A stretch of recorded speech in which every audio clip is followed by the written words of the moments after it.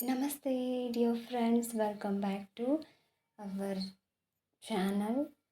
ಇವತ್ತಿನ ಈ ವಿಡಿಯೋದಲ್ಲಿ 9ನೇ ತರಗತಿಯ ಕನ್ನಡ ಪದ್ಯ ನಿನ್ನ ಮುತ್ತಿನ ಸತ್ತಿಗೆಯನ್ನಿತ್ತು ಸಲಹು ಅನ್ನುವಂಥದ್ದು ರಾಘವಾಂಕ ಬರೆದಿರುವಂತಹದ್ದಿದು. ಓಕೆ, ತುಂಬ ಸೊಗಸಾದಂತಹ ಪದ್ಯ. ಹರಿಶ್ಚಂದ್ರ ಓಕೆ ರಿಲೇಟೆಡ್ಡು ನೋಡಿ. ಇವತ್ತಿನ ಈ ಪಾಠದಲ್ಲಿ ಈ ವಿಡಿಯೋದಲ್ಲಿ ಈ ಪದ್ಯದ ಪ್ರಶ್ನೋತ್ತರಗಳನ್ನ ನೋಡೋಣ. ಕವಿ ಕೃತಿಕಾರರ ಪರಿಚಯದ ಜೊತೆಗೆ ಸಂಪೂರ್ಣ ಪಾಠದ ಪ್ರಶ್ನೋತ್ತರಗಳನ್ನ ನೋಡೋಣ. ನಮ್ಮ ಚಾನಲ್ನ ಯಾರು ಹೊಸಬರು ನೋಡ್ತಿದ್ದೀರೋ ದಯವಿಟ್ಟು ಚಾನಲ್ನ ಸಬ್ಸ್ಕ್ರೈಬ್ ಮಾಡ್ಕೊಳ್ಳಿ, ವಿಡಿಯೋಗೊಂದು ಲೈಕ್ ಮಾಡಿ, ಈ ವಿಡಿಯೋನ ನಿಮ್ಮ ಫ್ರೆಂಡ್ಸ್ಗೆ ಶೇರ್ ಮಾಡಿ, ಅವ್ರಿಗೂ ಒಳ್ಳೆಯದಾಗಲಿ ಅಂತ ಹೇಳ್ತಾ ಓಕೆ. ಸೊ ನೋಡಿ,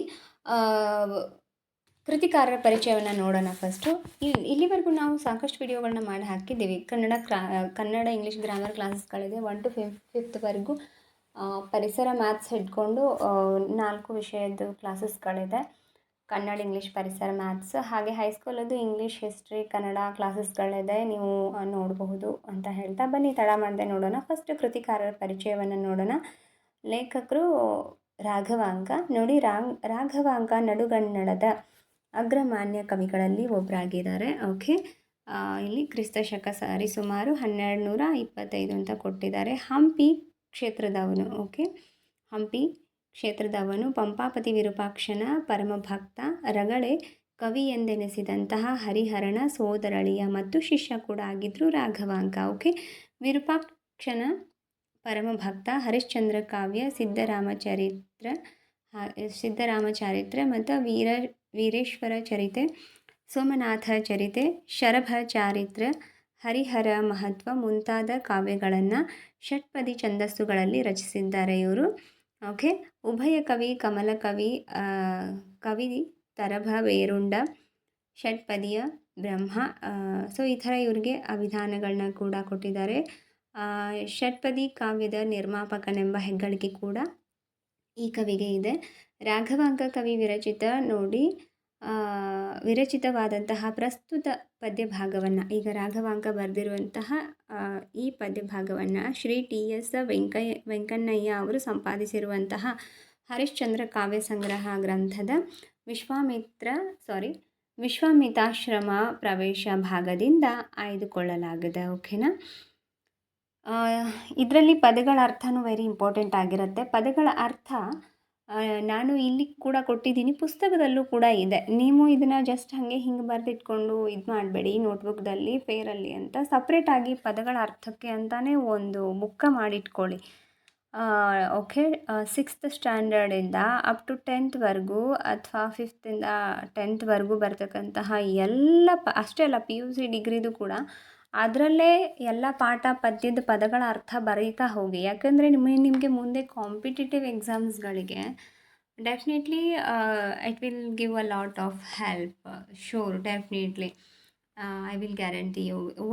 ನಿಮಗೆ ತುಂಬ ಹೆಲ್ಪ್ ಆಗುತ್ತೆ. ಯಾಕಂದರೆ ಪದಗಳ ಅರ್ಥನ ಕೇಳ್ತಾ ಇರ್ತಾರೆ. SDA FDA ಇರ್ಬೋದು, ಎಲ್ಲ ಕ್ಲರ್ಕ್ ಪೋಸ್ಟ್ಗಳಿಗಿರ್ಬೋದು, PC-ಇಂದ ಹಿಡ್ಕೊಂಡು ಎಲ್ಲ ಎಕ್ಸಾಮ್ಸ್ಗಳಿಗೂ ಆಲ್ಮೋಸ್ಟ್ ಕೇಳೋ ಚಾನ್ಸಸ್ಗಳಿರುತ್ತೆ. So that purpose. ಓಕೆ, ಈಗ ನೆಕ್ಸ್ಟು ಅಭ್ಯಾಸ ನೋಡೋಣ. ಪಾಠದ ಪ್ರಶ್ನೆ, ಈ ಪದ್ಯದ ಪ್ರಶ್ನೋತ್ತರಗಳನ್ನ ನೋಡೋಣ. ಓಕೆ, ನೋಡಿ ಅಭ್ಯಾಸ. ಕೊಟ್ಟಿರುವ ಪ್ರಶ್ನೆಗಳಿಗೆ ಒಂದು ವಾಕ್ಯದಲ್ಲಿ ಉತ್ತರಿಸಿ ಅಂತ ಇದೆ. ಮೊದಲ ಪ್ರಶ್ನೆ, ಗಾನರಾಣಿಯರು ಅವನೇಶನನ್ನು ನೋಡಲು ಬಂದಿದ್ದನ್ನು ಕವಿಯು ಯಾವುದಕ್ಕೆ ಹೋಲಿಸಿದ್ದಾರೆ ಅಂತ ಕೇಳಿದ್ದಾರೆ. ಉತ್ತರ, ಗಾನರಾಣಿಯರು ಅವನೇಶನನ್ನು ನೋಡಲು ಬಂದಿದ್ದನ್ನು ಕವಿಯು ಕಾಳರಾತ್ರಿಯ ಕನ್ಯೆಯರು ಹಗಲನ್ನು ನೋಡುವುದಕ್ಕೆಂದು ಬಂದಂತೆ ಮತ್ತು ಬ್ರಹ್ಮನು ನೀಲಮಣಿಯಿಂದ ಮಾಡಿದ ಗೊಂಬೆಗಳಿಗೆ ಜೀವ ಬಂದಂತೆ ಎಂದು ಹೋಲಿಸಿದ್ದಾರೆ. ಎರಡನೆಯ ಪ್ರಶ್ನೆ, ಗಾನರಾಣಿಯರಿಗೆ ಹರಿಶ್ಚಂದ್ರನು ಯಾವ ಬಹುಮಾನವನ್ನು ಕೊಟ್ಟನು? ಉತ್ತರ, ಗಾನರಾಣಿಯರಿಗೆ ಹರಿಶ್ಚಂದ್ರನು ಮುತ್ತಿನ ಹಾರ ಸರ್ವಾಭರಣವನ್ನು ಬಹುಮಾನವಾಗಿ ಕೊಟ್ಟನು. ಗಾನರಾಣಿಯರು ಹರಿಶ್ಚಂದ್ರನನ್ನು ಏನು ಕೊಡು ಎಂದು ಕೇಳಿದರು? ಮೂರನೆಯ ಪ್ರಶ್ನೆ. ಉತ್ತರ, ಗಾನರಾಣಿಯರು ಹರಿಶ್ಚಂದ್ರನನ್ನು ಅವನ ಮುತ್ತಿನ ಸತ್ತಿಗೆಯನ್ನು ಕೊಡು ಎಂದು ಕೇಳಿದರು. ಸತ್ತಿಗೆ ಅಂತಂದರೆ ಛತ್ರಿ ಅಂತ ಅರ್ಥ. ಓಕೆನಾ. ನಾಲ್ಕನೆಯ ಪ್ರಶ್ನೆ, ಸತ್ತಿಗೆಯು ಯಾವಾಗ ದೈವ ಸ್ವರೂಪ ಎಂದು ಹರಿಶ್ಚಂದ್ರನು ಹೇಳುತ್ತಾನೆ? ಉತ್ತರ, ರಾಜರಿಗೆ ಪಟ್ಟ ಕಟ್ಟುವಾಗ, ರಾಜವಂಶದ ಪರಂಪರೆಯಂತೆ ಪೂಜಿಸುವಾಗ, ನೆರಳನ್ನು ನೀಡಿ ರಕ್ಷಿಸುವಾಗ ಸತ್ತಿಗೆಯು ದೈವ ಸ್ವರೂಪವಾಗುತ್ತದೆ ಎಂದು ಹರಿಶ್ಚಂದ್ರನು ಹೇಳ್ತಾನೆ. ಓಕೆ. ಆ, ಆ, ಈ ಪದ್ಯ ನೀವು ಕೇಳಿದ್ದೀರಾ ಅಂದ್ಕೊಳ್ತೇನೆ, ಹೇಳಿರ್ತಾರೆ ಸ್ಕೂಲಲ್ಲಿ ಅಲ್ವಾ. ಸೊ ಅರಸರಿಗೆ ಅಂತಾನೆ ಒಂದು ಛತ್ರಿ ಇರ್ತದೆ. ಅವರು ಎಲ್ಲೇ ಹೊರಗಡೆ ಹೋದ್ರೂ ಅದು ತುಂಬ ದೊಡ್ಡದಿರುತ್ತೆ, ಸುಮ್ಮನೆ ಹೀಗೆ ಚಿಕ್ಕದಲ್ಲ, ನಾವು ಕೈಯಲ್ಲಿ ಹಿಡ್ಕೊಂಡು ಹೋಗುವಂಥದ್ದು. ಮುತ್ತು ರತ್ನಗಳಿಂದ ಇರ್ಬೋದು, ಅಥವಾ ಅವರು ತುಂಬ ಚೆನ್ನಾಗಿರ್ತಕ್ಕಂತಹ ಛತ್ರಿ, ಅದು ಬಂಗಾರದ್ದು. ಓಕೆನಾ. ಕಡ್ಡಿಗಳೆಲ್ಲ ಇರ್ತದೆ.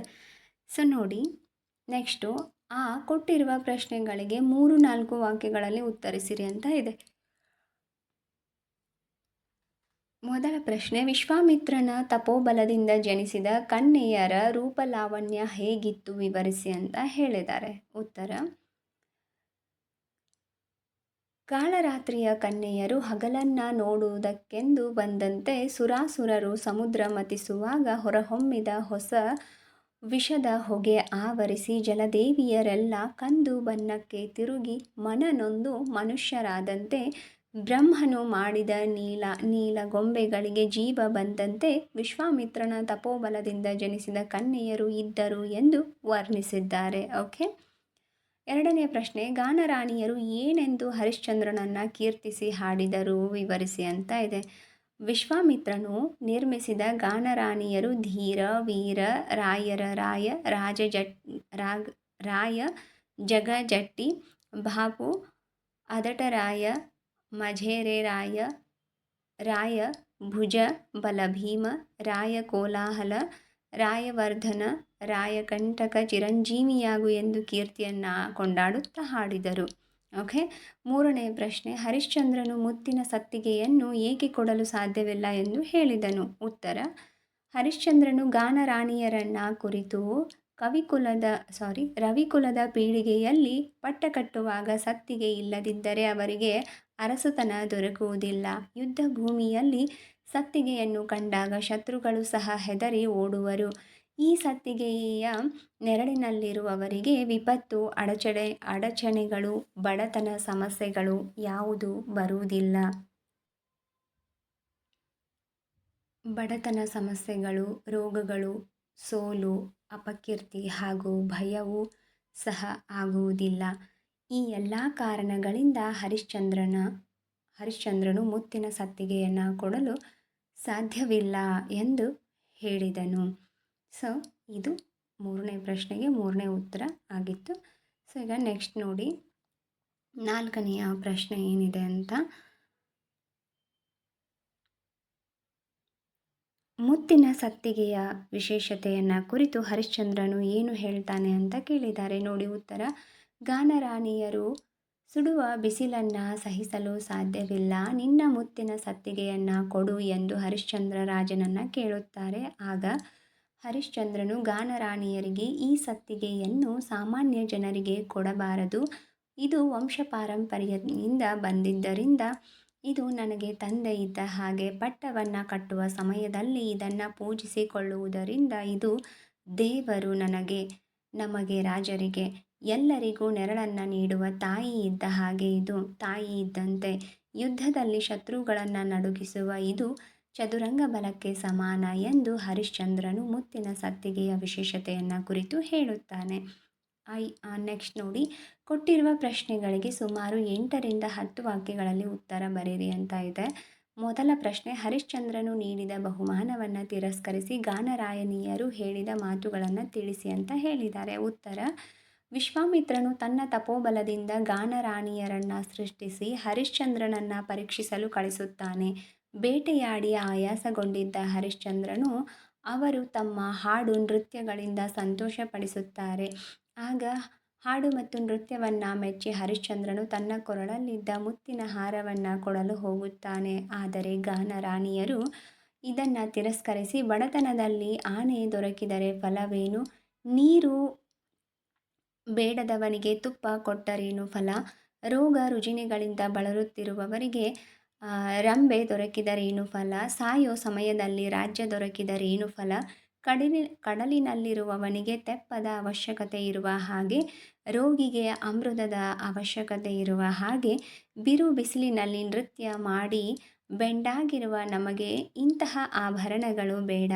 ನಿನ್ನಲ್ಲಿರುವ ಮುತ್ತಿನ ಸತ್ತಿಗೆಯನ್ನು ಕೊಡು ಎಂದು ಆ, ಗಾನರಾಣಿಯರು ವಿಶ್ವಾಮಿತ್ರನನ್ನು ಕೇಳ್ತಾರೆ. ಓಕೆ, ಸೊ ಇದಿಷ್ಟು ಇದರ ಉತ್ತರ ಆಗಿತ್ತು. ಓಕೆ, ನೆಕ್ಸ್ಟ್ ಸೆಕೆಂಡ್ ಪ್ರಶ್ನೆ ನೋಡಿ ಏನಿದೆ. ಹರಿಶ್ಚಂದ್ರ ಮತ್ತು ಗಾನರಾಣಿಯರ ನಡುವೆ ನಡೆದಂತಹ ಸಂವಾದವನ್ನು ಸಂಗ್ರಹಿಸಿ ಬರೆಯಿರಿ ಅಂತ ಇದೆ. ಉತ್ತರ: ಹರಿಶ್ಚಂದ್ರನ ಮನಸ್ಸಿನಲ್ಲಿ ಸಂತಸವನ್ನು ಮೂಡಿಸಿದ ಗಾನರಾಣಿಯರಿಗೆ ಸರ್ವಾಭರಣವನ್ನು ಬಹುಮಾನವಾಗಿ ಕೊಡುತ್ತಾನೆ. ಆಗ ಗಾನರಾಣಿಯರು, ಬಡತನ ಬಂದ ಸಮಯದಲ್ಲಿ ಆನೆ ದೊರಕಿದರೆ ಏನು ಉಪಯೋಗ, ಬಾಯಾರಿಕೆಯ ಸಮಯದಲ್ಲಿ ನೀರು ಬೇಕು, ತುಪ್ಪ ಸಿಕ್ಕಿದರೆ ಏನು ಫಲ, ಸಾಯುವ ಸಮಯದಲ್ಲಿ ರಾಜ ಪದವಿ ಸಿಕ್ಕರೆ ಉಪಯೋಗವಿಲ್ಲ, ಅದಕ್ಕಾಗಿ ಸಮುದ್ರದಲ್ಲಿ ಮುಳುಗುವವನಿಗೆ ತೆಪ್ಪ ಕೊಡಬೇಕು, ಬಡವನಿಗೆ ಚಿನ್ನವನ್ನು ಕೊಟ್ಟರೆ, ರೋಗಿಗೆ ಅಮೃತವನ್ನು ಕೊಟ್ಟರೆ ಸಂತೋಷ ಪಡುತ್ತಾರೆ, ನಮಗೆ ನಿನ್ನ ಮುತ್ತಿನ ಸತ್ತಿಗೆಯನ್ನು ಕೊಟ್ಟರೆ ಸಂತೋಷವಾಗುತ್ತದೆ ಎಂದಾಗ ಹರಿಶ್ಚಂದ್ರನು ಸೂರ್ಯವಂಶದ ಪರಂಪರೆಯಲ್ಲಿ ಹುಟ್ಟಿದ ರಾಜರಿಗೆ ಪಟ್ಟವನ್ನು ಕಟ್ಟುವ ಸಮಯದಲ್ಲಿ ಸತ್ತಿಗೆ ಇಲ್ಲದಿದ್ದರೆ ದೊರೆತನವು ಶೋಭಿಸುವುದಿಲ್ಲ, ಭೂಮಿಯಲ್ಲಿ ಯುದ್ಧರಂಗದಲ್ಲಿ ಸತ್ತಿಗೆಯನ್ನು ಕಂಡ ಶತ್ರುಗಳು ನಿಲ್ಲುವುದಿಲ್ಲ, ಸತ್ತಿಗೆಯ ಕೆಳಗಿನ ನೆರಳಿನಲ್ಲಿ ಇದ್ದವರಿಗೆ ವಿಪತ್ತುಗಳು ಎಡರು-ತೊಡರುಗಳು ಇರುವುದಿಲ್ಲ, ಬಡತನ, ರೋಗ, ಅಪಕೀರ್ತಿ, ಸೋಲಿನ ಭಯವೂ ಇರುವುದಿಲ್ಲ. ಆದ್ದರಿಂದ ಮುತ್ತಿನ ಸತ್ತಿಗೆಯನ್ನು ಕೊಡಲು ಸಾಧ್ಯವಿಲ್ಲ. ಈ ಸತ್ತಿಗೆಯನ್ನು ಸಾಮಾನ್ಯ ಜನರಿಗೆ ಕೊಡಬಾರದು. ಇದು ವಂಶಪಾರಂಪರೆಯಿಂದ ಬಂದಿದ್ದರಿಂದ ಇದು ತಂದೆಯ ಸಮಾನ. ಪಟ್ಟವನ್ನು ಕಟ್ಟುವ ಸಮಯದಲ್ಲಿ ಇದನ್ನು ಪೂಜಿಸಿಕೊಳ್ಳುವುದರಿಂದ ಇದು ದೇವರು ಇದ್ದ ಹಾಗೆ. ಎಲ್ಲರಿಗೂ ನೆರಳನ್ನು ನೀಡುವ ತಾಯಿ ಇದು. ಯುದ್ಧರಂಗದಲ್ಲಿ ಶತ್ರುಗಳನ್ನು ನಡುಗಿಸುವ ಇದು ಚದುರಂಗ ಬಲಕ್ಕೆ ಸಮಾನವಾಗಿದೆ ಎಂದು ಹೇಳುತ್ತಾನೆ. ಆಗ ಹರಿಶ್ಚಂದ್ರನು ಸೂರ್ಯವಂಶದ ಪರಂಪರೆಯಲ್ಲಿ ಹುಟ್ಟಿದ ರಾಜರಿಗೆ ಪಟ್ಟವನ್ನು ಕಟ್ಟುವ ಸಮಯದಲ್ಲಿ ಸತ್ತಿಗೆಯು ಇಲ್ಲದಿದ್ದರೆ ದೊರೆತನವು ಶೋಭಿಸುವುದಿಲ್ಲ, ಭೂಮಿಯಲ್ಲಿ ಯುದ್ಧರಂಗದಲ್ಲಿ ಸತ್ತಿಗೆಯನ್ನು ಕಂಡ ಶತ್ರುಗಳು ನಿಲ್ಲುವುದಿಲ್ಲ, ಸತ್ತಿಗೆ ನೆರಳಿನಲ್ಲಿ ಯಾವುದೇ ವಿಪತ್ತುಗಳು ಬರುವುದಿಲ್ಲ, ಎಡರು-ತೊಡರುಗಳು ಬರುವುದಿಲ್ಲ, ಬಡತನ, ರೋಗ, ಅಪಕೀರ್ತಿ, ಸೋಲಿನ ಭಯ ಯಾವುದೂ ಇರುವುದಿಲ್ಲ ಎಂದು ಹರಿಶ್ಚಂದ್ರನು ಹೇಳಿದನು. ಈ ಸತ್ತಿಗೆಯನ್ನು ಸಾಮಾನ್ಯ ಜನರಿಗೆ ಕೊಡಬಾರದು, ವಂಶ ಪರಂಪರೆಯಿಂದ ಇದು ಬಂದಿರುವುದರಿಂದ ಇದನ್ನು ಕೊಡುವಂತಿಲ್ಲ ಎಂದು ಗಾನರಾಣಿಯರಿಗೆ ಹರಿಶ್ಚಂದ್ರ ಹೇಳ್ತಾನೆ. ಓಕೆ, ಸೊ ನೆಕ್ಸ್ಟು ಇಲ್ಲಿಗೆ ಇಲ್ಲಿಗೆ ಈ ಪದ್ಯದ ಪಾಠದ ಪ್ರಶ್ನೋತ್ತರಗಳೆಲ್ಲ ಮುಗೀತು. ಓಕೆ, ಇವಾಗ ಸಂದರ್ಭ ಸಹಿತ ಸ್ವಾರಸ್ಯವನ್ನು ಬರೆಯಿರಿ. ನೋಡಿ, ಮೊದಲನೇದೇನಿದೆ. ಸಂದ ಕಾರಿರುಳು ಕನ್ಯೆಯರು ಹಗಲಂ ನೋಡಲೆಂದು ಬಂದರೆ. ಆಯ್ಕೆ: ಈ ವಾಕ್ಯವನ್ನು ರಾಘವಾಂಕ ಕವಿ ವಿರಚಿತವಾದ ಪ್ರಸ್ತುತ ಪದ್ಯ ಭಾಗವನ್ನು ಶ್ರೀ ಟಿ.ಎಸ್. ವೆಂಕಣ್ಣಯ್ಯ ಅವರು ಸಂಪಾದಿಸಿರುವಂತಹ ಹರಿಶ್ಚಂದ್ರ ಕಾವ್ಯ ಸಂಗ್ರಹ ಗ್ರಂಥದಿಂದ ಆಯ್ದ ನಿನ್ನ ಮುತ್ತಿನ ಸತ್ತಿಗೆಯನ್ನಿತ್ತು ಸಲಹು ಎಂಬ ಪದ್ಯ ಭಾಗದಿಂದ ಆರಿಸಿಕೊಳ್ಳಲಾಗಿದೆ. ಸಂದರ್ಭ: ವಿಶ್ವಾಮಿತ್ರನು ಹರಿಶ್ಚಂದ್ರನನ್ನು ಪರೀಕ್ಷಿಸಲು ತನ್ನ ಕೋಪದಿಂದ ಗಾನರಾಣಿಯರನ್ನು ಸೃಷ್ಟಿಸಿ ಸರ್ವ ಬುದ್ಧಿಗಳನ್ನು ಬಳಸಿ ಅವನನ್ನು ಮರಳು ಮಾಡುತ್ತಿರಿ ಎಂದು ಹೇಳಿ ಹರಿಶ್ಚಂದ್ರನ ಬಳಿಗೆ ಕಳುಹಿಸುತ್ತಾನೆ. ಆಗ ಗಾನರಾಣಿಯರು ಹರಿಶ್ಚಂದ್ರನನ್ನು ಒಲಿಸಿಕೊಳ್ಳುವ ಸಂದರ್ಭದಲ್ಲಿ ಈ ಮೇಲಿನ ಮಾತು ಬಂದಿದೆ. ಸ್ವಾರಸ್ಯ: ಗಾನರಾಣಿಯರನ್ನು ಕವಿ ಕಾಳರಾತ್ರಿಗೆ ಹೋಲಿಸಿ ಹರಿಶ್ಚಂದ್ರನನ್ನು ಹಗಲಿಗೆ ಹೋಲಿಸಿ ವರ್ಣಿಸಿರುವುದು ಇಲ್ಲಿ ಸ್ವಾರಸ್ಯವಾಗಿದೆ. ಎರಡನೇದು, ಬಡತನದ ಹೊತ್ತಾನೆ ದೊರಕಿ ಫಲವೇನು. ನೋಡಿ, ಆಯ್ಕೆ: ಈ ವಾಕ್ಯವನ್ನು ರಾಘವಾಂಕ ಕವಿ ವಿರಚಿತವಾದ ಪ್ರಸ್ತುತ ಪದ್ಯ ಭಾಗವನ್ನು ಟಿ.ಎಸ್. ವೆಂಕಣ್ಣಯ್ಯ ಅವರು ಸಂಪಾದಿಸಿರುವ ಹರಿಶ್ಚಂದ್ರ ಕಾವ್ಯ ಸಂಗ್ರಹ ಗ್ರಂಥದಿಂದ ಆಯ್ದ ನಿನ್ನ ಮುತ್ತಿನ ಸತ್ತಿಗೆಯನ್ನಿತ್ತು ಸಲಹು ಎಂಬ ಪದ್ಯ ಭಾಗದಿಂದ ಆಯ್ದುಕೊಳ್ಳಲಾಗಿದೆ. ಓಕೆ, ಸೊ ಇದು ಆಯ್ಕೆ. ಹೌದು, ಸಂದರ್ಭಗಳನ್ನ ಬರೆಯುವಾಗ ಹೀಗೆ ಬರಿಬೇಕು. ಫಸ್ಟು ಆಯ್ಕೆ ಬರಿಬೇಕು, ಆಫ್ಟರ್ ದ್ಯಾಟ್ ಸಂದರ್ಭ, ಅದಾದಮೇಲೆ ಮತ್ತೆ ಸ್ವಾರಸ್ಯ ಬರಿಬೇಕಾಗುತ್ತೆ. ಇದಿಷ್ಟು.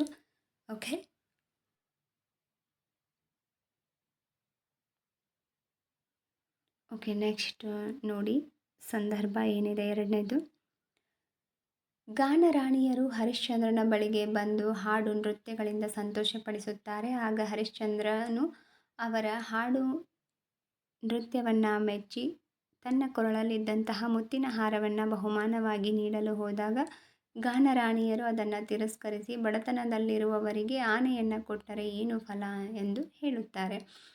ಸ್ವಾರಸ್ಯ: ಬಡತನದಲ್ಲಿರುವ ಬಡತನದಲ್ಲಿರುವವರಿಗೆ ಆನೆಯನ್ನು ಕೊಟ್ಟರೆ ಪ್ರಯೋಜನವಿಲ್ಲ ಎಂದು ಹೇಳುವುದು ಇಲ್ಲಿ ಸ್ವಾರಸ್ಯಕರವಾಗಿದೆ. ಸೆಕೆಂಡ್ ಒನ್ ನೋಡಿ, ನಿನ್ನ ಮುತ್ತಿನ ಸತ್ತಿಗೆಯನ್ನಿತ್ತು ಸಲಹು ಭೂಭುಜ ಎಂದರು. ಓಕೆ ನೋಡಿ, ಆಯ್ಕೆ ಈ ವಾಕ್ಯವನ್ನು ರಾಘವಾಂಕ ರಚಿಸಿರುವ ಹರಿಶ್ಚಂದ್ರ ಕಾವ್ಯದಿಂದ ಆರಿಸಿಕೊಳ್ಳಲಾದ ನಿನ್ನ ಮುತ್ತಿನ ಸತ್ತಿಗೆಯನ್ನಿತ್ತು ಸಲಹು ಎಂಬ ಪದ್ಯಭಾಗದಿಂದ ಆರಿಸಿಕೊಳ್ಳಲಾಗಿದೆ. ಸಂದರ್ಭ: ಗಾನರಾಣಿಯರು ಹರಿಶ್ಚಂದ್ರನ ಬಳಿಗೆ ಬಂದು ಹಾಡಿ ನೃತ್ಯವನ್ನು ಮಾಡಿ ಸಂತೋಷಪಡಿಸಿದಾಗ ಹರಿಶ್ಚಂದ್ರನು ತನ್ನ ಆಭರಣಗಳನ್ನು ಬಹುಮಾನವಾಗಿ ನೀಡಿದಾಗ ಅವರು ಅದನ್ನು ತಿರಸ್ಕರಿಸಿ ಬಿರುಬಿಸಿಲಿನಲ್ಲಿ ನೃತ್ಯ ಮಾಡಿ ಬೆಂಡಾಗಿರುವ ನಮಗೆ ಇಂತಹ ಆಭರಣಗಳು ಬೇಡ, ಅದಕ್ಕೆ ಬದಲಾಗಿ ನಿನ್ನ ಮುತ್ತಿನ ಸತ್ತಿಗೆಯನ್ನಿತ್ತು ನೀಡು, ಇತ್ತು ಸಲಹು ಎಂದು ಹೇಳುವಾಗ ಈ ಮೇಲಿನ ವಾಕ್ಯವನ್ನು ಹೇಳಿದ್ದಾರೆ. ಓಕೆ, ಸೊ ನೆಕ್ಸ್ಟು ನೋಡಿ ಇದರದ್ದು ಸ್ವಾರಸ್ಯ. ಓಕೆ, ಸ್ವಾರಸ್ಯ: ಮುತ್ತಿನ ಸತ್ತಿಗೆಯನ್ನು ನೀಡಬೇಕೆಂದು ಗಾನರಾಣಿಯರು ಕೇಳಿಕೊಳ್ಳುತ್ತಿರುವುದು ಇಲ್ಲಿನ ಸ್ವಾರಸ್ಯಕರವಾಗಿದೆ.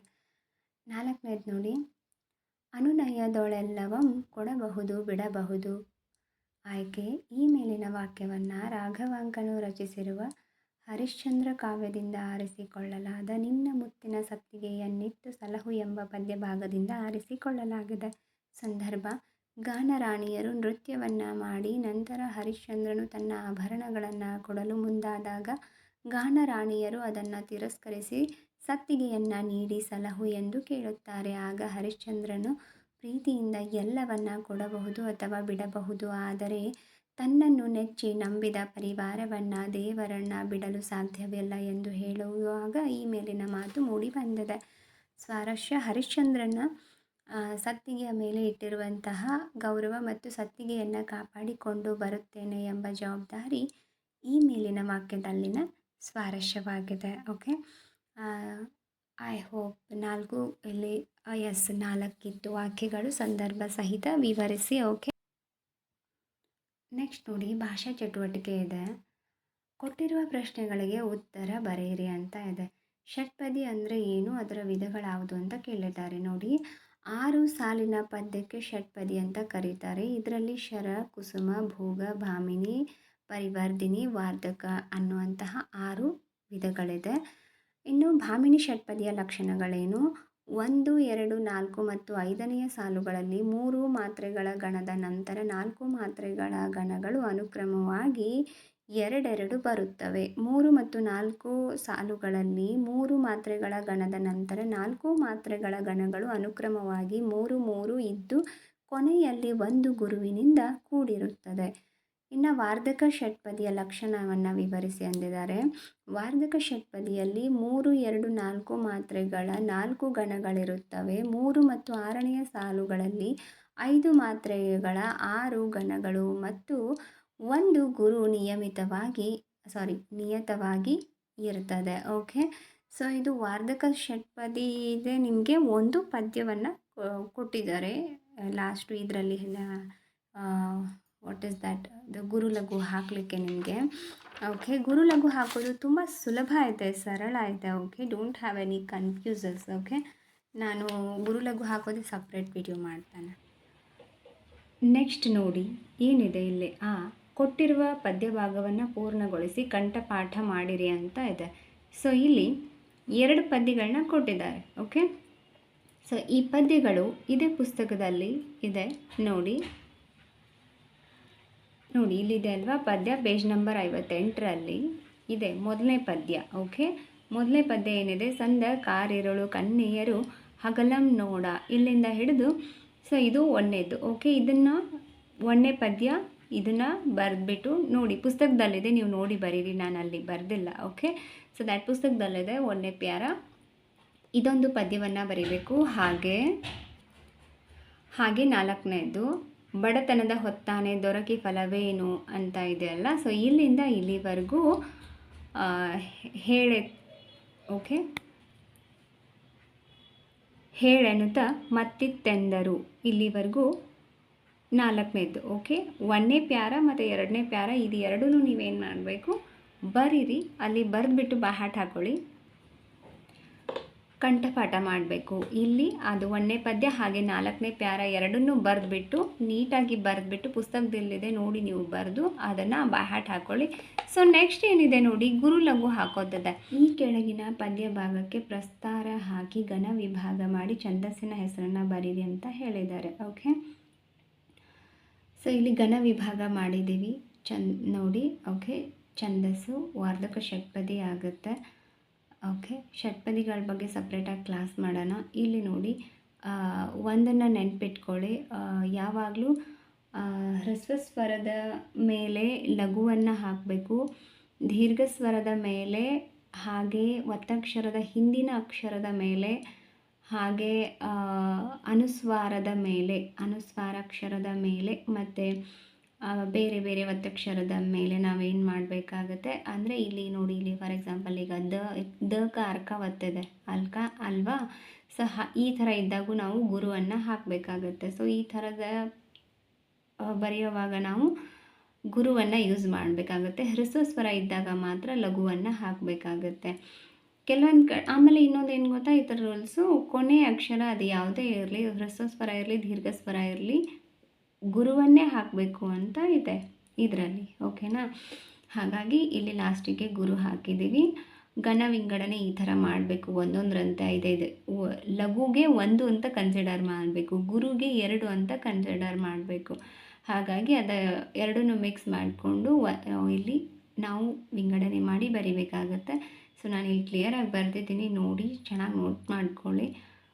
ಈ ಗುರು ಲಘು ಹಾಕೋದು ಹೇಗೆ ಅನ್ನೋದನ್ನು ನಾನು ಸಪ್ರೇಟಾಗಿ ವಿಡಿಯೋ ಮಾಡ್ತಾನೆ. Thank you so much for watching this ವಿಡಿಯೋನ ಇಲ್ಲಿವರೆಗೂ ನೋಡಿದ್ದಕ್ಕೆ ಧನ್ಯವಾದಗಳು. ನಮ್ಮ ಚಾನಲ್ನ ಹೊಸಬರು ನೋಡ್ತಾ ಇದ್ದರೆ ಸಬ್ಸ್ಕ್ರೈಬ್ ಮಾಡ್ಕೊಳ್ಳಿ.